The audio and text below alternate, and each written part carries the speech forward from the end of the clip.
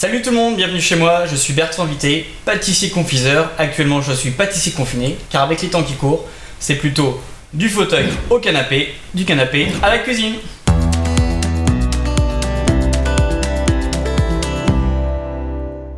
Alors actuellement, en pleine crise sanitaire, économique et financière, je vous propose de faire 30 financiers version café gourmand en moins de 30 minutes, c'est pas compliqué, c'est parti!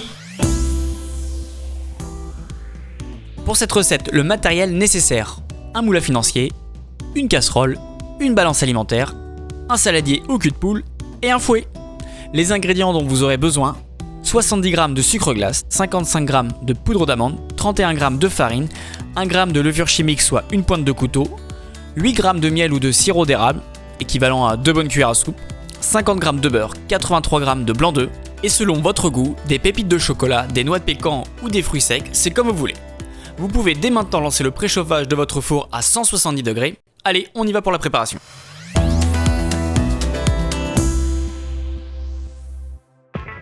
Mélangez les poudres ensemble, le sucre glace, avec la poudre d'amande, la farine et la levure chimique tamisée.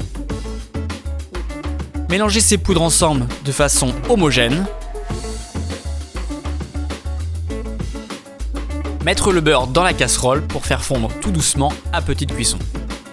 Il ne faut surtout pas trop le chauffer car ensuite quand nous allons incorporer les blancs d'œufs, il ne faut pas les cuire. Une fois bien fondu, on incorpore le miel ou sirop d'érable, bien corné, bien mélangé et ensuite mélanger les blancs, que ce soit bien homogène. Une fois ce mélange bien homogène, on incorpore tout dans le saladier où se trouvent les poudres. Bien mélanger, bien fouetter pour que ce soit le plus homogène possible. Et ensuite prendre une petite cuillère, garnir le moule à financier et mettre un peu de chocolat, de noix de pécan ou de pistache selon vos goûts. C'est prêt pour la cuisson. On enfourne.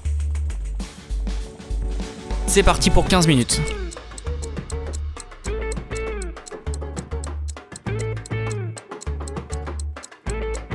C'est cuit. Et voici les gourmands, plus qu'à se régaler. Pour la moindre question, n'hésitez pas à me contacter sur les adresses ci-dessous. Et surtout, un grand merci à Christophe pour le montage vidéo. Et bonne déguste, à bientôt.